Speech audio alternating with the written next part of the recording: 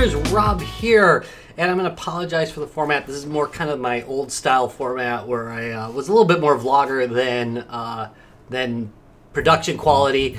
So if you're used to my other stuff, this might not be your cup of tea, but it does cover a pretty important topic. By the way, my next couple videos will probably be like this because I don't have that much time to edit right now due to Midwest Gaming Classic coming up, and I've got a lot of stuff to prepare for that, and I'm way behind, but I still wanted to keep in touch. Anyway, today's topic is the sub $20 handhelds, of which I've got a number of here that I'm going to show you. Yeah, I'm going to cover my favorites and my least favorites and features and some just general things to know about them. Now, I did use the term Famicom and Famiclone, and these are all Famiclones of a sort.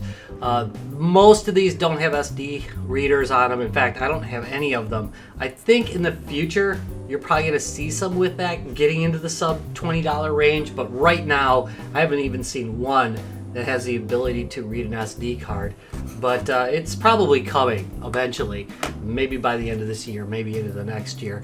Maybe not at all. Also, they might go further than Famiclone. They might go into maybe some other 8-bit systems, maybe even some 16-bit systems in the future, but again, we're talking about right now. So, SD readers, don't have them. They might have fake cartridge ports. We're going to talk a little bit about the games that are on them.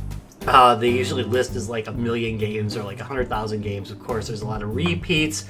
There's a lot of hacks on a lot of these, although some of the better ones like this one are really more original content, or not original content, but actual NES or Famicom content than some of the lower end ones like the PCP.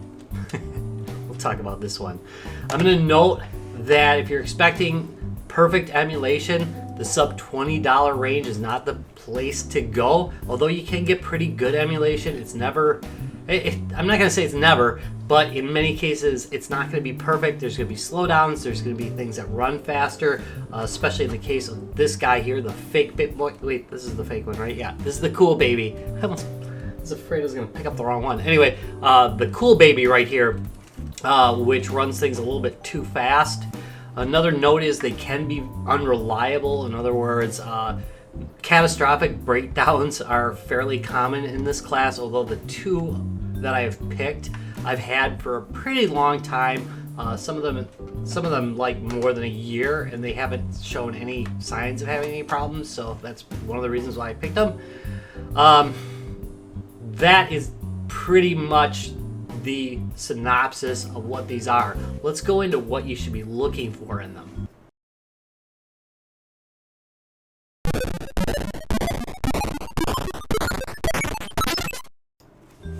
First thing we're going to talk about is micro versus mini USB. I'm looking down here to get these right. Okay, we've got a mini USB right here, adapter. It's this little guy right here, and it is used for charging the device. Here we have a micro USB. If you have a choice between these two, you want to use the micro USB because it's a more reliable interface. It will last longer. It's better engineered. It is a newer interface, yes, but still new machines that are produced use this guy. So you really want to have that. Next thing you want to look at is, I'm going to show you this is the PCP8812, and this has another thing I want to show you as an example. This is an example of the speakers being mounted in the back. You would prefer the speaker to be mounted in the front, like you can see right here with this little guy. Reason for that is your hands go here and you're going to get muffled noise with it. And I know it doesn't sound like a major thing, but it absolutely is. When you are playing it, you can definitely hear the difference. You have to crank the sound louder, and it's more muffled if you're using this. Oh, hey, real quick, I forgot to mention something about sound when I was talking about it.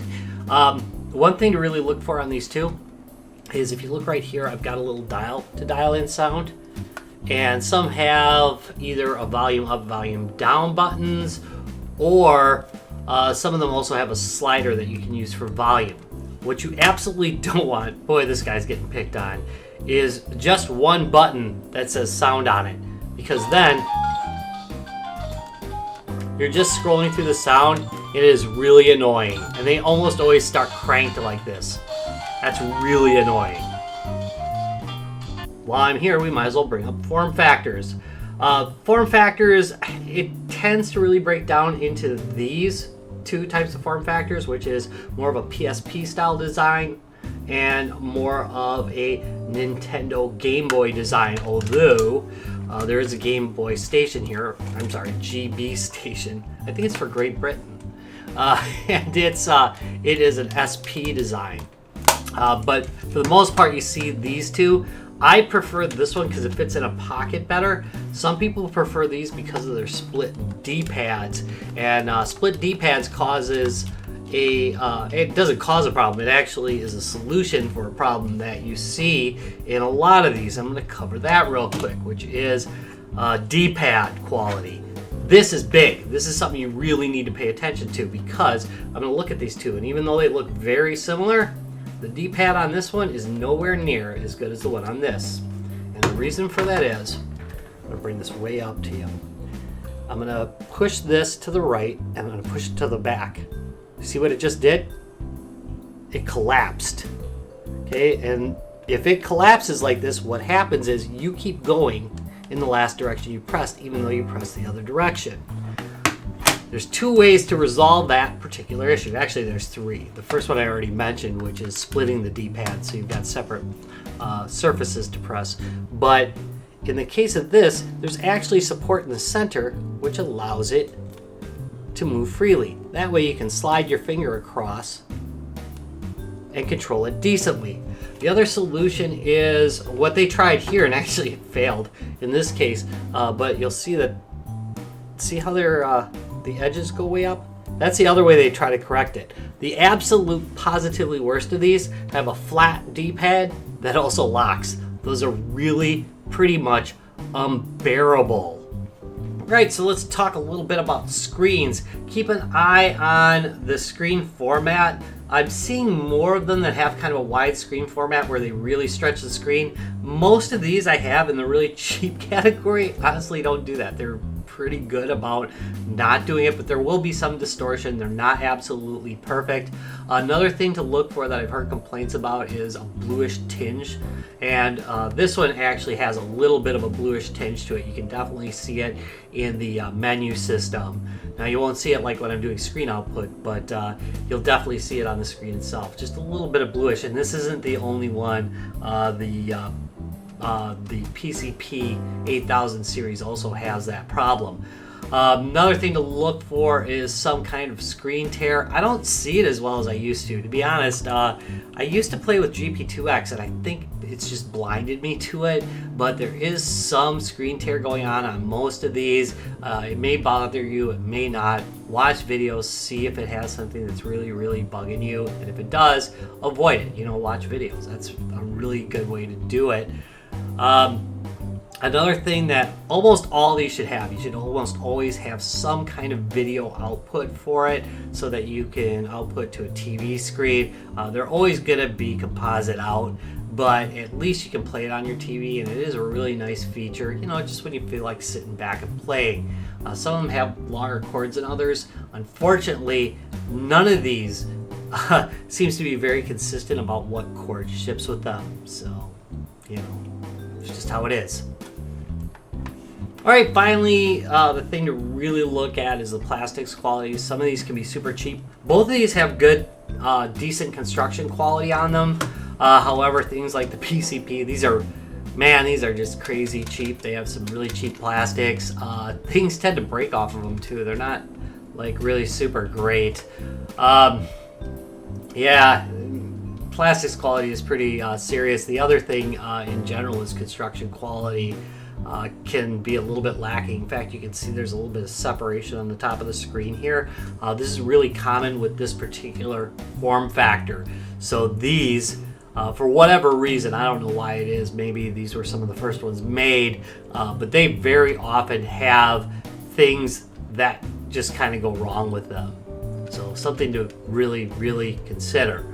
All right, so I think I've covered everything except for game selection, and I covered that a little bit.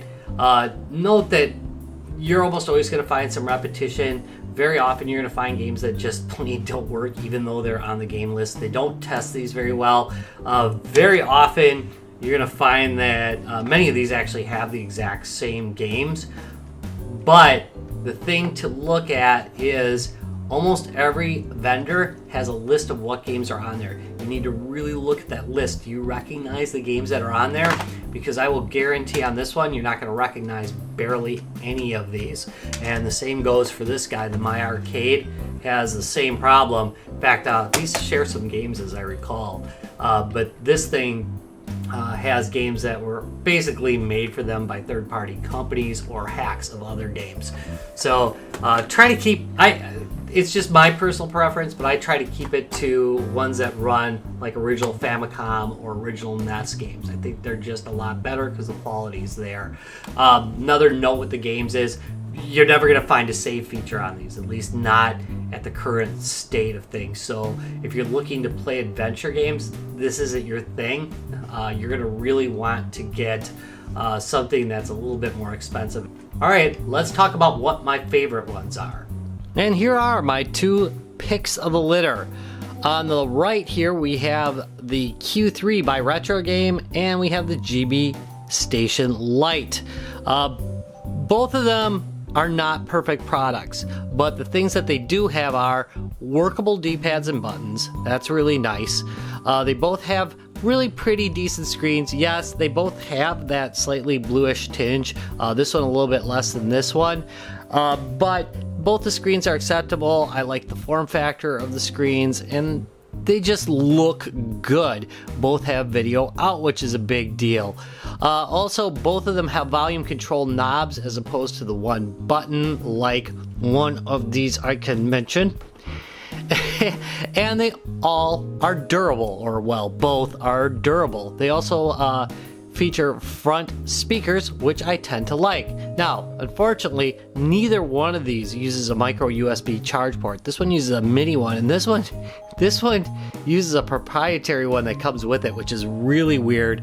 You can use a regular like USB to charge it, but the other end is not USB. It looks a lot like a Game Boy charge port, an early Game Boy charge port, so that's kind of interesting.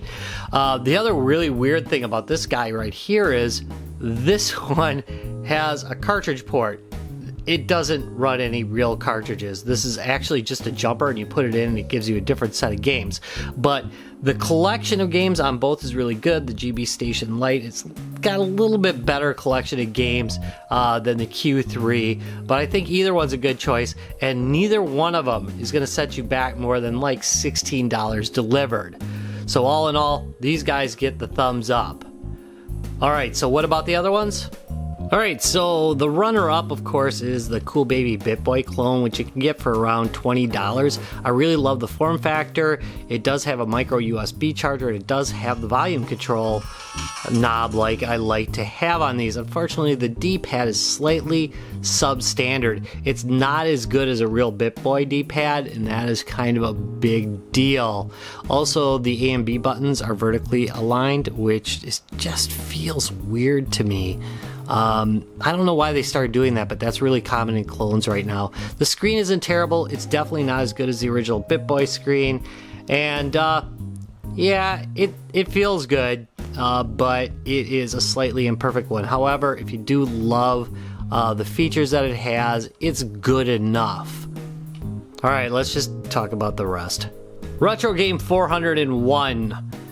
Very bluish screen. D-pad almost unusable. I demonstrated that earlier. It's not the greatest. It also kind of feels pretty bad, and the video output is substandard. Next, we have the PCP, which tends to come on and off what it feels like. Oh, there, it works okay. The screen's a little bit dim on these. The volume starts out on blaring, so if you want to use this like in bed at night, that's bad. Its positives are it does have the split D-pad, so it doesn't have D-pad problems, but every one of the games on here I'm pretty sure are hacks. So that's kind of a negative. Oh, one other thing though, if you have two of these, they'll talk to each other through Wi-Fi and you can use the other one as a second controller. So it does have that going for it. Finally, we have the My Arcade. Now, I don't think this is a horrible game system. I've reviewed a few of these. They're okay. Their D-pads are downright weird. They have this rubber D-pad. As you may or may not have noticed, they have this A-B button thing going on with them. Where they're above each other, which is really kind of strange. These are all like hack games or ones that were made by a third party, so it's kind of interesting for that, but it isn't a Famiclone as such. I mean, it is like a NES-based type of thing, but it's more of kind of a niche market type of thing. It's something for the kids more than like a retro game system. All right. Now, I reviewed a bunch of others. I'm not really going to show them because they're a bunch of, rabble-rousers and troublemakers, but you can watch elsewhere on the station for those. I want to thank you very much for watching this video. This is a great visual here. That is it for the sub $20 Famiclones. I'm thinking about doing another one of these for like the $40 range and then maybe one for the $60 to $100 range as well. If you enjoyed this video, give me a thumbs up and subscribe for more, and hopefully I'll be more awake when I do my next video because I am so beat. Alright, thanks for watching.